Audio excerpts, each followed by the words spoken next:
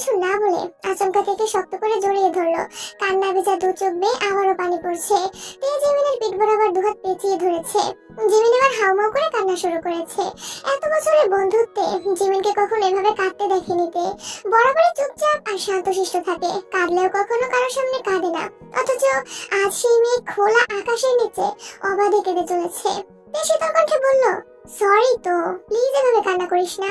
আমি জানতাম তুই ভাইকে ভালোবাসিস, কিন্তু তোকে সরাসরি জিজ্ঞেস করলে তুই কখনোই স্বীকার করতি না। তার জন্য আমাকে এসব করতে হয়েছে। Please sorry baby. জিমিন কাঁদতে কাঁদতে অস্পষ্ট কণ্ঠে বলতে শুরু করলো, আমি বুঝতেও পারিনি কবে আমি ওনাকে এত বেশি ভালোবেসে ফেলেছি। তুই সেদিন ওই মেয়ের ছবি দেখানোর পর থেকে এখন পর্যন্ত আমি ঠিকমতো ঘুমাতে পারিনি, খেতে পর্যন্ত পারিনি। আমার নিঃশ্বাস নিতে পর্যন্ত কষ্ট হচ্ছিল। সারাক্ষণ মনে হচ্ছিল আমি সব হারিয়ে ফেলছি। কি যেন নেই আমার, চারপাশ শূন্য লাগছিল আমার। আমি ওনাকে অনেক ভালোবাসি বেবি। তে জিমিনকে নিজের কাছ থেকে সরিয়ে দু চোখ মুছে শান্ত কণ্ঠে বলল, আমার ভাবি হতে তুই সত্যি রাজি তো? রাজি, কিন্তু কিন্তু কি? তুই যে বলছিলি আজ মেয়ে দেখতে যাবি। লে হালুয়া, তুই কি ছেলে নাকি? জিমিন শ্বাস ছেড়ে রাগী স্বরে বলল, দূর, ফাজলামো করিস না। এই মেয়েটা কে ছিল? আমি চিনি না, ফেসবুকে পেয়েছিলাম। পাজিল মেয়ে, কিন্তু বললি যে তোর ভাই রাজি। ও মা, ভাইয়া তোকে লাভ করলে রাজি হবে না? তোর ভাই আমায় পছন্দ করে না, ডিরেক্ট ভালোবাসে। তোকে বলেছে? এই বিষণ্ণ চিত্তে তাকিয়ে বলল, বললে আজ আমাদের জায়গায় ভাইয়া থাকতো আর আমরা ক্যামেরাম্যান থাকতাম। বুঝলি, অনেক চেষ্টা করার পরও ভাই যখন কিছু বলছিল না, তখন বাধ্য হয়ে আমাকে এই পথ বেছে নিতে হয়েছে।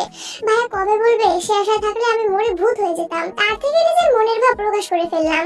একটু থেমে আবার বলে উঠল, জাঙ্কুক ভাইয়ের মতো ডায়লগ দেই, তোকে বৌমনি ডাকার জন্য যদি অধিকার নামে স্বাক্ষর করতে হয়, তবে আমি সেই অধিকার নামে স্বাক্ষর করে হলেও তোকে বৌমনি ডাকবো। তুই আমার ভাবি মানে আমারই ভাবি। পৃথিবীতে কেউ তোকে আমার ভাবি হওয়া থেকে আটকাতে পারবে না, ইনশাআল্লাহ। ইনশাআল্লাহ। জানি এক পা ঝাঁকিয়ে ঝাঁকিয়ে এদের কাছে আসতে আসতে বলল, জিমিন আপু, আমি যে তোমার ছোট ননদ, এটা কি তোমার মনে আছে? জিমিন আলতোভাবে জেনিকে জড়িয়ে ধরে আহ্লাদী কণ্ঠে বলল, ওলে সোনা, তুমি আমার কিউট ননদিনী, তোমাকে আমি কিভাবে ভুলবো বলো? তে ভেঞ্চি কেটে বিড়বিড় করে বলল, আজ কিউট না বলে? সোহায়ন ঠাট্টার কণ্ঠে বলে উঠল, আপনি কিউট না বলেই একজন নিজের জান জীবন দিয়ে আপনাকে আগলে রাখে।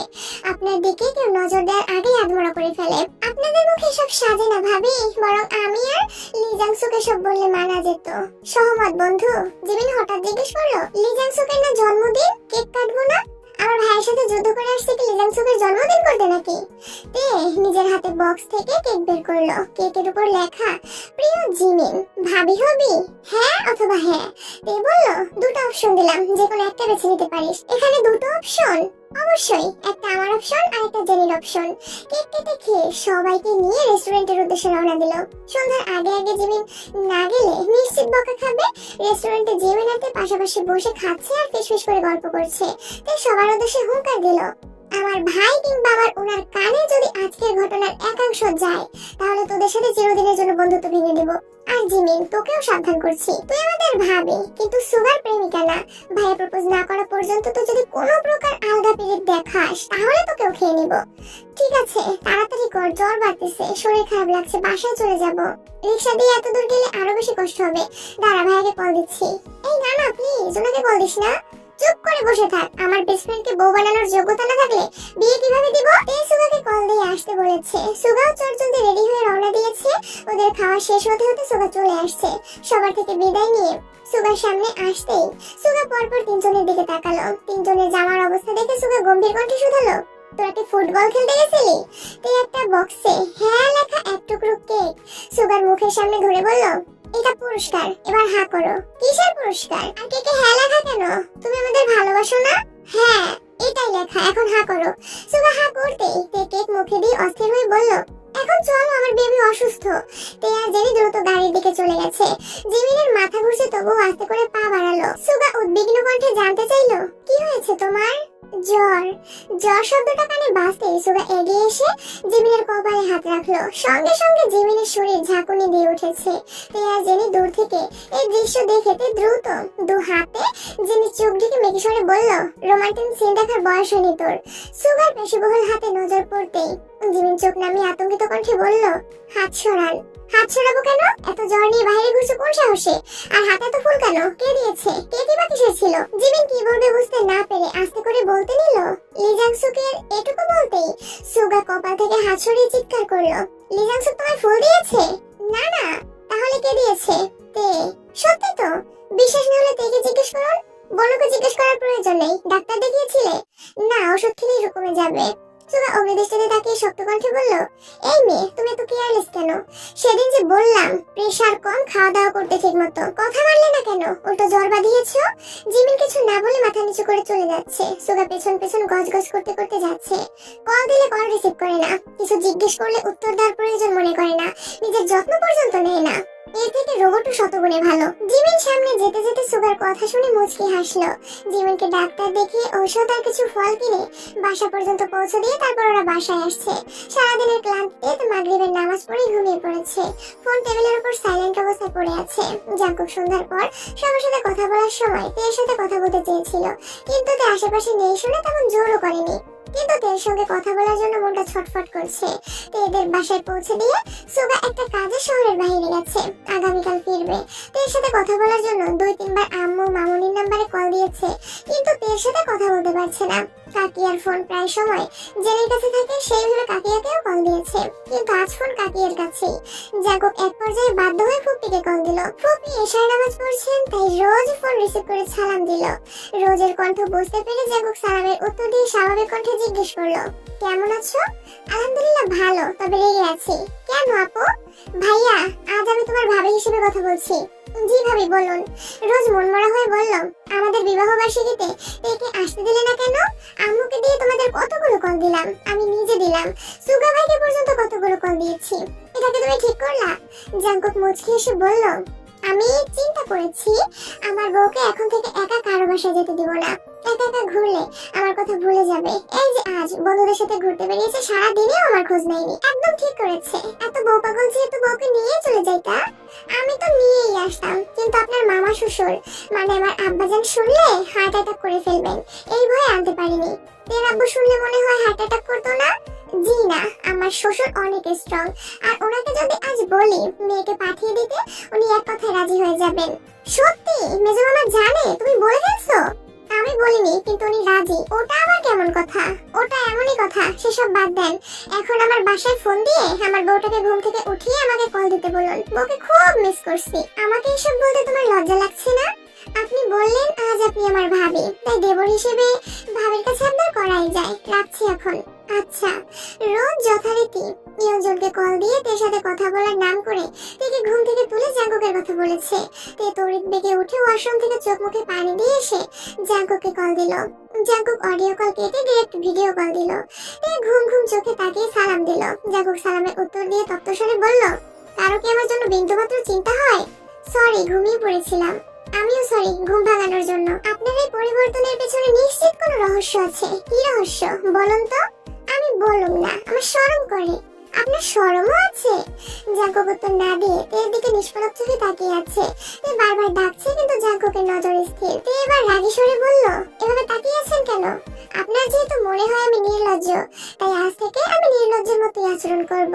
তে আহম্মকের মতো তাকিয়ে আছে। জাঙ্কুকের দৃষ্টিতে একে বরাবরই নাজেহাল করে। সেই সঙ্গে জাঙ্কুকের উল্টাপাল্টা কথাতে তে এখন হতবিহ্বল।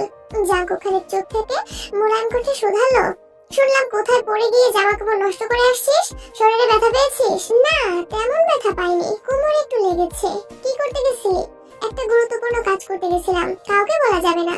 আমাকেও বলা যাবে না? আপনাকে অবশ্যই বলবো, কিন্তু এখন না প্লিজ। আপনি দেশে ফিরলে আপনাকে সারপ্রাইজ দেব। এখন কিন্তু আমার ভয় হচ্ছে। জাঙ্কুকের মুখে অপ্রত্যাশিত কথা শুনে বাগাড়ম্বর পূর্ণ হয়ে গেছে। গলা খাকারে দিয়ে আস্তে করে বলল, ওহ নো, আপনি ভাই ভয় পান? কতটা? জাঙ্কুক ভ্রুকুচকে চাপা স্বরে বলল, আপনাকে না, আপনার কর্মকাণ্ডগুলোকে ভয় পাই। জাঙ্কুকের আদরে ভঙ্গির কথোপকথন শুনে তে লজ্জায় নুয়ে পড়েছে। মুখ দিয়ে আর কোনো কথাই বের হচ্ছে না। তের গাল দুটো লাল হয়ে গেছে, নাকের ডগায় ঘাম জমে চিকচিক করছে। অডিও কলে আর মেসেজে তের কথার রাজত্ব চললেও ভিডিও কলে জাঙ্কুকের সাথে কথা বলতে তার হিমশিম খেতে হয়। গত 1.5 বছরে জাঙ্কুক যতটা ভদ্র থাকার চেষ্টা করেছে, এই 2-3 মাসে ভদ্রতার সেই মুখোশ সরে গেছে। সব বিধি নিষেধ ভুলে তেকে আপন করার এক বিচিত্র প্রচেষ্টা চলছে। জাঙ্কুকের অব্যক্ত দৃষ্টি সর্বক্ষণ কিছু ব্যক্ত করতেই চায়, আর সেই উচ্ছ্বাসিত দৃষ্টিতেই তে বারংবার ঘায়েল হয়। জাঙ্কুকের সাথে যতবার কথা হয়, কল কাটার আগে তো শেষ কথা থাকে তার, আই মিস ইউ। জাঙ্কুককে কিছু বলার সুযোগ না দিয়ে কল কাটে প্রতিবার। এর এমন কর্মকাণ্ডের শব্দে হাসা ছাড়া জাঙ্কুকের আর কিছুই করার থাকে না। রাত 11টার দিকে সুগা জিমিনের নাম্বারে কল দিল। আজ প্রথম কলটাই রিসিভ হলো। জিমিন মৃদু স্বরে বলল, আসসালামু আলাইকুম। ওয়ালাইকুম আসসালাম। জ্বর কমেছে? কিছুটা। ওষুধ খেয়েছো? জি। আপনি খেয়েছেন? না। এত রাত হয়ে গেছে, এখনো খাননি কেন? একটা কাজে শহরের বাইরে আসছিলাম, অনেক রাত হয়ে গেছে, তেমন দোকানপাট খোলা নেই। দু একটা খোলা আছে, কিন্তু খাবারের মান তেমন ভালো না, তাই খেতে ইচ্ছে করছে না। সারা রাত না খেয়ে থাকবেন? তুমি হঠাৎ আমার খাবার নিয়ে এত চিন্তা করছো কেন? ঘটনা কি? আমার সামান্য জ্বর দেখে আপনি সন্ধ্যায় যেভাবে ডাক্তার দেখাতে উতলা হয়ে গিয়েছিলেন, তখন কি আমি কিছু বলেছি? এটাকে সামান্য জ্বর বলে না জিমিন, 103-4 ডিগ্রি জ্বর কখনোই স্বাভাবিক না। তার থেকেও বড় কথা, এত জ্বর নিয়ে তুমি ঘুরতে বের হলে কোন বিবেকে? এই তোমার ম্যাচিউরিটি? আমি কখন বললাম আমি ম্যাচিউর? তাছাড়া আজ না বের হলে হয়তো জীবনের সেরা মুহূর্তটা মিস করতাম। মানে কিসের সেরা মুহূর্ত? তেমন কিছু না, তবে অনেক কিছু। বলার মতো তুমিও শুরু করো না প্লিজ। এমনিতেই খাইনি, মাথা ঘুরছে। তোমার কথা শুনে মনে হচ্ছে এখনই বেহুশ হয়ে যাব। কি হয়েছে বলো প্লিজ। আপু আসছে, বাই। জিমিন কল কেটে দিয়েছে। সুগা থম মেরে বসে আছে। একটু পর জাঙ্কুককে মেসেজ দিল। খানিক বাদে জাঙ্কুকের কল আসছে। রিসিভ করতে জাঙ্কুক বলল, তোকে আমি একটা কাজ দিয়েছিলাম, তা না করে এত রাতে কার সাথে কথা বলছিস? জিমিনের সাথে কথা বলছিলাম, আর তোমার কাজ শেষ করেই কথা বলেছি। আমি তো তোমার মতো না যে সব কাজ ফেলে বউয়ের সঙ্গে প্রেম করতে লেগে যাব। দূর, বেশি কিছু বলতেও পারি না, কারণ বোনটা আমারই। এত রেগে আছিস কেন? কি হয়েছে ভাই? রেগে থাকবো না, একটা গুরুত্বপূর্ণ বিষয় নিয়ে আলোচনায় বসছি। সবকিছু ফাইনাল, তোমার সিদ্ধান্ত নেওয়ার জন্য জাস্ট কল দিয়েছি। 2 মিনিটের আলাপ, যেখানে তুমি আমার কল তো রিসিভই করলা না, উল্টা আমার ব্লক করে দিলা। এখন আবার আমায় বলতে আসছো আমি কাজ পেলে কার সঙ্গে কথা বলি? বাহ ভাই। জাঙ্কুক স্বভাবসুলভ গভীর কণ্ঠে বলল, প্রেমের সময় যারা ঝগড়া দেয় তারা মানুষরূপী আগাছা, বুঝলি? আমি আগাছা হলে তুমিও আগাছা। আমার প্রেমের সময় তুমিও ঝগড়া দিয়েছো? একদম না। আমি একবার কল দিয়ে ওয়েটিং পেয়ে সঙ্গে সঙ্গে কল কেটে দিয়েছি, আর একটা কলও দেইনি। তুই কথা শেষ করে মেসেজ দিয়েছিস, তারপর আমি কল দিয়েছি। আর তুই? আমি বারবার কল কেটে দিচ্ছিলাম, তারপরও তুই কল দিয়ে যাচ্ছিলি। হয়েছে, আমি মানছি আমি আগাছা। শুধু তুমি না, সবার জীবনেই আগাছা আমি। বেকুবের মতো এক মেয়ের প্রেমের প্রস্তাবে রাজি হয়ে বাসার সবার চোখে আগাছা হয়েছি। ওই মেয়ের জন্য নিজের পড়াশোনা ধ্বংস করেছি। রাজনীতির নামে মুখোশধারী মানুষের সাথে প্রতিনিয়ত বাদ বিতণ্ডতায় দৌড়াচ্ছি। এখন একজনকে মন থেকে ভালোবাসি, কিন্তু তার জীবনেও আমি ভিলেন পদে আছি। আহারে, আগাছাময় জীবন আমার। জাঙ্কুক মোলায়েম কণ্ঠে বেশ কিছুক্ষণ বোঝানোর চেষ্টা করলো। সুগা সভাপতি নির্বাচনের 1 বছর কেটে গেছে। 3 বছরের কমিটি এই 1 বছরে তছনছ হয়ে গেছে। কমিটির সদস্যদের ঐক্যবদ্ধ জোর ভেঙেছে আরো 3-4 মাস আগে। সহসভাপতি, যুব সাধারণ সম্পাদক আর সাংগঠনিক সম্পাদকের একের পর এক দ্বন্দ্বে প্রতিনিয়ত হিমশিম খাচ্ছে সুগা। স্থানীয় নেতা সহ এমপি মন্ত্রীরাও সমস্যা সমাধান করতে পারছে না। মিটিং এ সব মেনে নিলেও সুযোগে একজন আরেকজনের মাথা ফাটাতে ব্যস্ত। সুগার সঙ্গে কারো পার্সোনাল শত্রুতা নেই ঠিকই, কিন্তু চোখের সামনে নীতি বিরোধী কর্মকাণ্ড সহ্য করতে পারছে না। সেই সঙ্গে জিমিনকে নিয়ে আছে তার সুদূর চিন্তা ভাবনা। জিমিনের পরিবারে জিমিনের বাবা সরকারি চাকরিজীবী, বড় বোনও তাই। এমনকি জিমিনের আত্মীয় স্বজন বেশিরভাগই সরকারি চাকরিজীবী। জিমিনের আপুর জন্য সরকারি চাকরিজীবী ছেলে খোঁজা হচ্ছে। সেখানে জিমিন তার বোনের থেকেও বেশি ব্রিলিয়ান্ট, দেখতে শুনতে মাশাআল্লাহ। তাই স্বাভাবিকভাবে বলা যায় জিমিনকে বিয়ে করার জন্য সুগার বিন্দুমাত্র যোগ্যতাও নেই। জিমিনদের বংশের কেউ কখনো রাজনীতি করেনি। সেখানে সুগাদের বাসায় স্বয়ং কিম নামজুন এককালে এলাকায় সুপরিচিত রাজনীতিবিদ ছিলেন। গ্রামের বাড়িতে এখনো অনেকে ওনাকে তো নেতা হিসেবেই চেনেন। পারিবারিক ও ব্যক্তিগত শত্রুতার কারণে একসময় রাজনীতি ছেড়েছে। গ্রামের সাথে সম্পর্ক ছিন্ন করে ঢাকায় চলে আসেন। হয়তো বাবার রক্তের টানে কলেজ জীবনে জাঙ্কুকও টুকিটাকি রাজনীতিতে জড়িয়েছিল, তবে পুরোপুরি জড়ানোর আগেই কলেজের এক স্যার জাঙ্কুককে বুঝিয়ে রাজনীতির চিন্তা ছাড়িয়ে পড়াশোনার প্রতি মনোযোগী করেন। আব্বু আর স্যারের কথা মেনে জাঙ্কুকও রাজনীতি নিয়ে তেমন ভাবেনি, কিন্তু সুগা জাঙ্কুকের মতো না। ওই মেয়ের কারণে বাসায় যখন ঝামেলা হয়েছিল, তখন 2-3 নেতা কিম নামজুন ও সৌবিনকে বাজে কথা বলেছিল। সেখান থেকেই সুগার ভেতর জেদ কাজ করে, আর সে রাজনীতি করার সিদ্ধান্ত নেয়। রাজনীতি করতে না দিলে পড়াশোনা করবে না বলে হুমকি পর্যন্ত দিয়েছিল। তখন বয়স কম ছিল, আর সুগা এতটাই জেদে ছিল যে জাঙ্কুক তাকে মারাতে পারেনি। তাই বাধ্য হয়ে সুগাকে বেশ কিছু শর্ত দিয়ে জাঙ্কুক রাজি হয়েছিল। কয়েক বছরেই সুগার মন উঠে গেছে। একদিন কথায় কথায় তের মুখে শুনেছি জিমিনের রাজনীতি একদম পছন্দ না, তাই ইদানিং সুগার মাথায় ভূত চেপেছে সে রাজনীতি ছেড়ে পড়াশোনা করবে, চাকরি নিয়ে জিমিনকে বিয়ে করবে। একটা সময় সুগার রাজনীতির জন্য জাঙ্কুকে প্রচুর বকা খেতে হয়েছিল, তবে এখন সবাই মোটামুটি স্বাভাবিক। সুগাকে নিয়ে কারো কোনো মাথা ব্যথা নেই, অথচ সুগা হুট করে সিদ্ধান্ত নিয়েছে সে এই অমার্জিত রাজনীতি আর করবে না। সেখানে এক কমিটির অন্তর্ভুক্ত সদস্যরা নৈতিকতা ভুলে একে অপরের সঙ্গে দাঙ্গাবায় জড়াতে পারে, সেই নোংরা রাজনীতিতে সুগা থাকবে না। এমপি সুগার সঙ্গে কথা বলে বোঝানোর চেষ্টা করেছেন, কিন্তু সে তার জেদ থেকে এক চুলও নড়বে না। জাঙ্কুকে কল দেওয়ায় জাঙ্কু নীলের কণ্ঠে বলেছিল, আমার ভাই যা বলবে তাই হবে। আমি আমার ভাইকে খুব ভালোবাসি, ও যখন যা চেয়েছে আমি তাই দিয়েছি। ও রাজনীতি করতে চেয়েছে, আমি তাতেও সাপোর্ট করেছি, আর এখন সে যে সিদ্ধান্ত নিয়েছে তাতেও সাপোর্ট করব, কারণ আমি আমার ভাইকে তার প্রতিহিংসার আগুনে জ্বলতে দেখতে পারবো না। অতি সামান্য একটা বিষয় নিয়ে কমিটিতে যে দ্বন্দ্ব সৃষ্টি হয়েছে তার প্রভাব যে আমার ভাইয়ের উপর পড়বে না তার কি গ্যারান্টি আছে? আর আজ নয়তো কাল কেউ যে আমার ভাইয়ের উপর অ্যাটাক করবে না তার কি নিশ্চয়তা আছে? এমপি জাঙ্কুকে বোঝাতে ব্যর্থ হয়েছেন। ওনাদের ইচ্ছে ছিল সুগাকে সভাপতি পদে রেখে বাকি কিছু সদস্য যুক্ত করে জেলা ভিত্তিক নতুন করে কমিটি গঠন করে ফেলা, কিন্তু সুগা রাজি না থাকায় নতুন করে আবারও সবকিছু করতে হবে সেসব ভেবে সবাই কিছুটা চিন্তিত। আগামী সপ্তাহে মিটিং ডাকা হয়েছে, সেদিন সবকিছু ঠিকঠাক হলে কমিটি ঠিক থাকবে, না হয় অফিসিয়ালি কমিটি বাতিল করা হবে। সুগা সেসবে চিন্তা নেই, আর সুগাকে ব্যস্ত রাখতে জাঙ্কুক ইচ্ছে করে অফিসের কাজ সহ সবকিছু কাজের জন্য সুগাকে চাপে রেখেছে। দুপুর থেকে জেহুপের ফোনে আয়ু আর রোজ এক নাগাড়ে কল দিয়েই চলেছে। বাধ্য হয়ে 4টা নাগাদ জেহুপ অফিস থেকে বাড়িতে আসার উদ্দেশ্যে রওনা দিল। আয়ু আজ সারাদিন ধরে এর জন্য রান্না করেছে, সেগুলোই জেহুপকে দিয়ে পাঠাবে। আয়ুর সঙ্গে সঙ্গে রোজও বায়না ধরেছে এর জন্য খাবার পাঠাবে। জেহুপের কিছুই জানতো না। অফিস থেকে এসে এত আয়োজন দেখে হতভম্ব হয়ে গেছে। কারণ জিজ্ঞেস করায় আয়ু বলেছে তার আব্বু বিয়েতে রাজি, সেই খুশিতে তাদের সামান্য আয়োজন। জাঙ্কুকের আব্বু রাজি হলে বিশাল আয়োজন করবে। আয়ুর কথা শুনে জেহুপ রীতিমতো আশ্চর্যান্বিত হয়েছে। তের আব্বু জাঙ্কুক তের সম্পর্কে রাজি, এটা জেহুপ জানে না, অথচ আয়ু রোজ জানে। এটা ভেবেই হতাশ হচ্ছে। ফ্রেশ হয়ে জাঙ্কুকে কল দিল। জাঙ্কু কল রিসিভ করতেই জেহুপ বলল, ভালোই তো, আজ শ্বশুরকে রাজি করিয়ে ফেলেছিস, কাল বাপকেও রাজি করিয়ে ফেলবি, পরশু বউকে নিয়ে বিদেশে বাড়ি জমাবি। এদিকে তোর যে জেহুপ নামে একটা বন্ধু ছিল সেটা মালুম ভুলেই যাবি, বন্ধুদের সম্পর্কও ভেঙে দিবি। জাঙ্কু দীর্ঘশ্বাস ছেড়ে বলল, 7 বছরের দূরত্বে যে বন্ধুত্ব ভাঙেনি 5 মাসে সে বন্ধুত্ব কি করে ভাঙবে? আর শ্বশুর রাজি এটা তোকে কে বলেছে? রোজ আর আয়ু বলল, আর তারা এই খুশিতে সারাদিন ব্যাপী রান্না করেছে তোর মুখে খাওয়ানোর জন্য। মানে কি এসবের?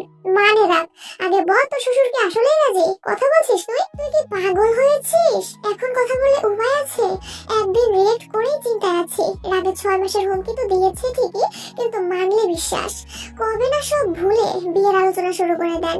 আর এখন যদি এখান থেকে আমি এই কথা তুলি তবে দেখা যাবে কাল সকালে তোর বিয়ের জন্য তোড়জোড় শুরু করে দিবেন। রোজকে কি বলেছিস তাহলে? রোজের সাথে মজা করেছি, সে তার ভাবের মতো আচরণ করেছে, তাই আমিও দেবের মতো দুষ্টুমি করেছি। পুরোটা দুষ্টুমি ছিল এমনটা নয়, কারণ আমার শ্বশুরের এমন আচরণ আমাকেও বেশ ভাবাচ্ছে। কেন, কি হয়েছে? আমি রাগ করে বাসা থেকে চলে যাওয়ার পর থেকে চাচু অনেক শান্ত হয়ে গেছেন। এর বিয়ের জন্য নিজেই উঠে পড়ে লেগেছিলেন, আবার নিজেই চুপ হয়ে গেছেন। এমন কেন করলেন আমি জানি না, তবে সন্দেহ করছি। এত বছর আব্বুর সাথে আমার রেগুলার কথা হতো, চাচুর সাথে 7 দিনে 1 দিন কিংবা 15 দিনে 2 মিনিটের জন্য কথা হতো। অথচ এবার আমি এখানে আসার পর থেকে আব্বুর থেকে বেশি চাচুর সাথে কথা হচ্ছে। রেগুলার দুবেলা করে উনি নিজেই ফোন দেন। এমন না যে শুধু প্রজেক্টের জন্য উনি চিন্তিত, এমনিতেই খোঁজ নেন কি করছি, খাচ্ছি কিনা ঠিক মতো, কবে ফিরবো, শরীর ঠিক আছে কি, আরো অনেক কিছু। আগে যেসব কথা আব্বু বলতো সেসব কথা এখন চাচু বলেন। ওনার এমন আচরণে মাঝে মাঝে মনে হয় আমি আসার সময় ওনার মেয়েকে সাথে নিয়ে আসছি। ওনার মেয়েকে যেন সুখে রাখি, তার সাথে যেন ভালো ব্যবহার করি, সেজন্য 2বার করে ফোন দিয়ে অ্যালার্ট করেন। ভালোই তো, উনি রাজি থাকলে তো টেনশনই বা করতে হবে কেন? জাঙ্কুক উদ্বিগ্ন কণ্ঠে ভারী করে বলতে শুরু করলো, ভাই, ওনাকে আমি বিন্দুমাত্র বিশ্বাস করি না। হতেও পারে 6 মাসের হুমকির জন্য এখন কিছুটা শান্ত আছেন। শুনেছি আব্বুর সাথে ঝামেলা হয়েছে, তার জন্য হয়তো কিছুদিন চুপচাপ আছেন। যতদিন না বাসর করতে পারছি ততদিন পর্যন্ত আমি কাউকে বিশ্বাস করি না। বাসর রাতের পরদিন বলতে পারবো আমার শ্বশুর আমাকে মেনে নিয়েছে কিনা। জিহু মুখ ফুলিয়ে শ্বাস ছেড়ে বলল, আয়ু আর রোজ যে খুশি খেলা এত কিছু রান্না করলো, এখন কি আমিই খেয়ে ফেলবো এসব? সোজা আমাদের বাসায় নিয়ে দিয়ে আসবি। আমার বউয়ের ভাত থেকে একটা কিছু কমলে তোর কপালে শনি আছে। জিহু মুচকি এসে বলল, তুই এখন আগের মতোই আছিস। মেয়েকে নিয়ে একটু মজা করলেও যেভাবে রিয়াক্ট করিস, আমার ভয়ই হয় যেদিন বাসায় তোর কথা বলবি সেদিন ঠিক কি হবে। কি আর হবে, আব্বুরা উল্টাপাল্টা করলে তোর হাতটা ধরে সোজা বাসা থেকে বেরিয়ে যাব। তুই যেতে না চাইলে কোলে নিয়ে চলে যাব। এটাই তো চাই, তুইকে নিয়ে সোজা আমাদের বাসায় চলে আসিস। সেসব পরে দেখা যাবে, এখন রাতে বের হতে হবে। আচ্ছা ঠিক আছে। জিহু আর কাই খাবার নিয়ে একসঙ্গে তেদের বাসার উদ্দেশ্যে রওনা দিল। গেটের ভিতর খোলা জায়গায় জেনি আর লিমিনু ক্রিকেট খেলছিল। তেও এতক্ষণ এখানেই ছিল, কেবলই ভিতরে গেছে। লিমিনু বোলিং করছে আর জেনি ব্যাটিং করছে। জিহুবের হাতে সব খাবার। ভেতরে ঢুকে জিহুদের খেলতে দেখে তাড়াতাড়ি চলে গেছে। পেছনে ছিল কাই। গেটের ভিতরে পা রাখতেই বলটা এসে ঠাস করে ঠোঁটের উপর লেগেছে। একটুর জন্য নাকটা বেঁচে গেছে। কাই ব্যথায় আর্তনাদ করে উঠল, মাথা চক্কর দিয়ে উঠেছে। এদিকে জেনি ব্যাট ফেলে দৌড়। লিমিনও কি করবে বুঝতে না পেরে রেগে ডাকতে ছুটল। কাই চোখে অন্ধকার দেখছে, ব্যথা সহ্য করতে না পেরে এখানেই বসে পড়েছে। জিহু ভেতর থেকে কাইকে দুবার ডেকেছে, কিন্তু জিনের সাথে কথা বলায় ব্যস্ত হয়ে যাওয়ায় বেরিয়ে এসে দেখতে পারেনি। লিমিনু থেকে বললেই দ্রুততে ছুটে আসছে।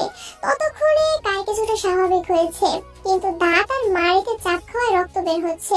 তুই দৌড়ে এসে কাইকে তুলে সাপ্লাইয়ের কাছে নিয়ে গেছে। চোখ মুখে পানি দিয়ে কাইকে ভেতরে নিয়ে গেছে। তুই ফ্রিজ থেকে বরফ বের করে ঠোঁটের উপর লাগাচ্ছে।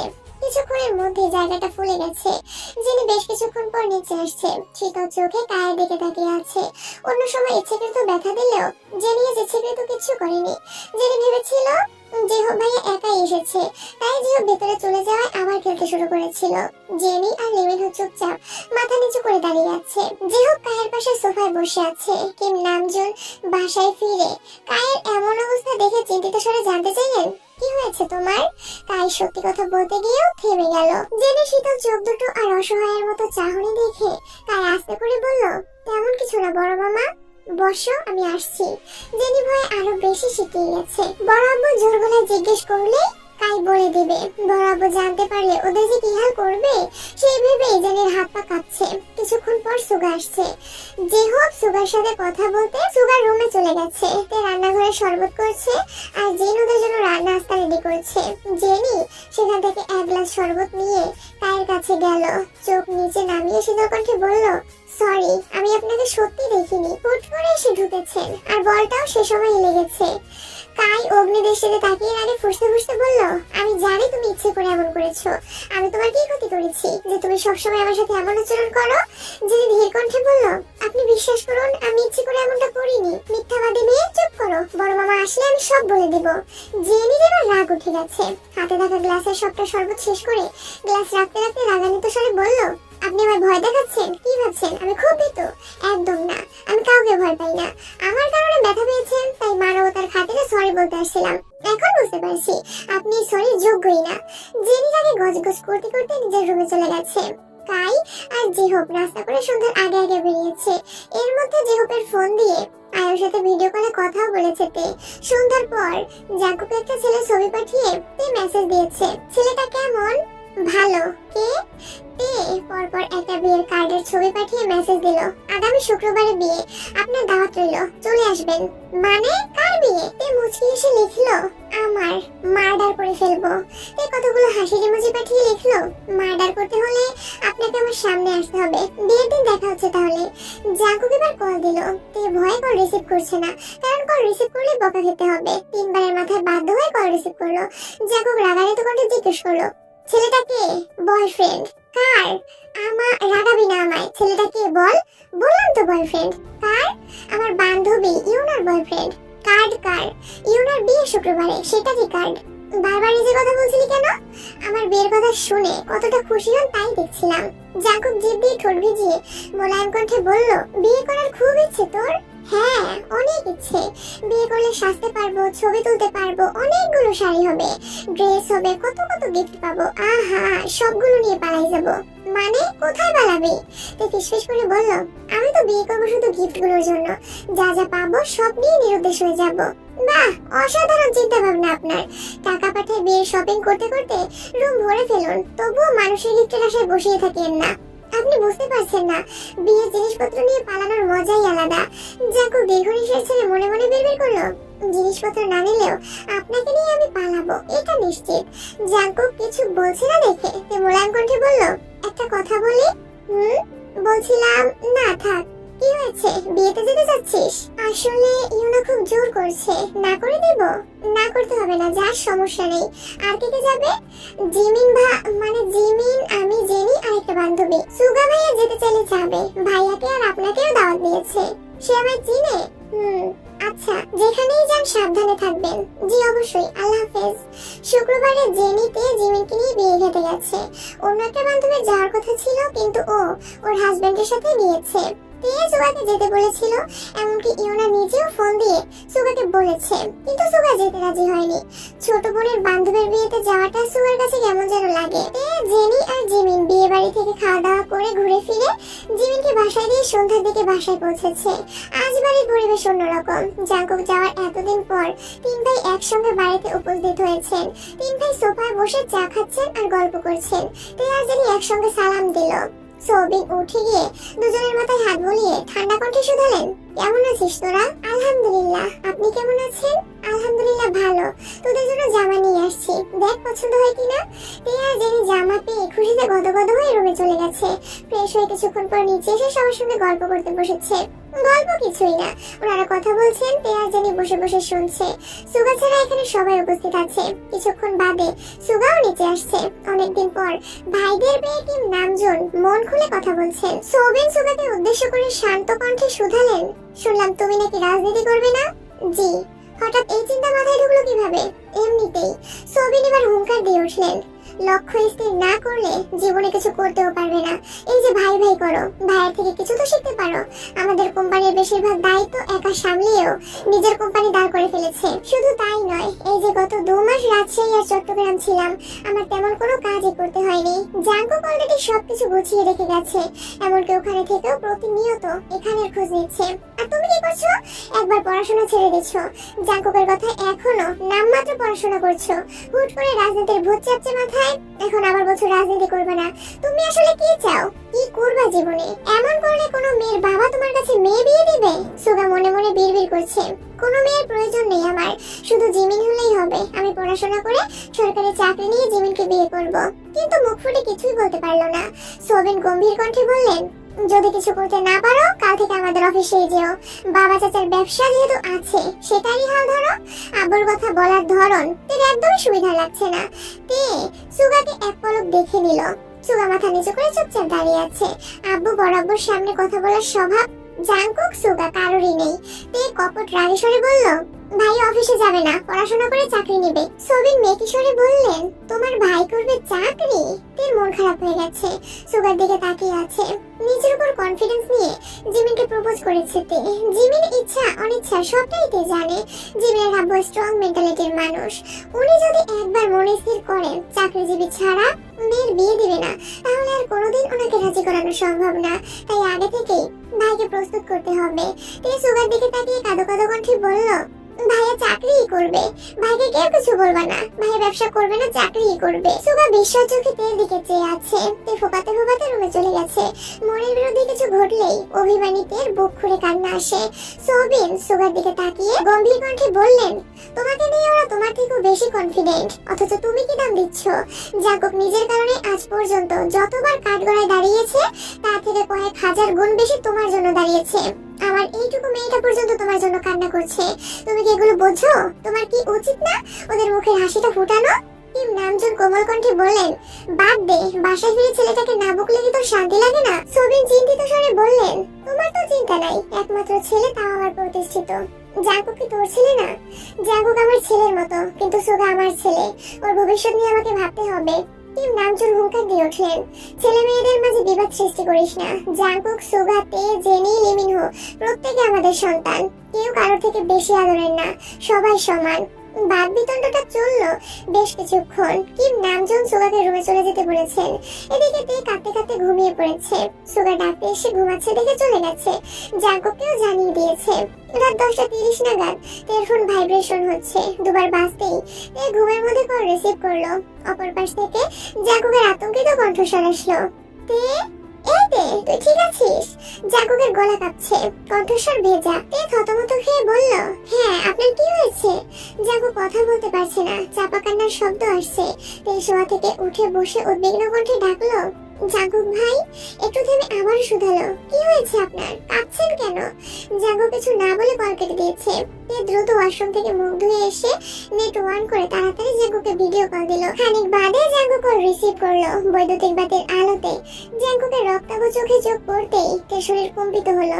ফ্যাকাশে চেহারা, গালে পানির দাগ, চোখের নিচ ভিজে আছে এখনো। লাইটের আলোতে চিকচিক করছে। তে আর্তনাদ করে উঠলো, কি হয়েছে আপনার? জানি না।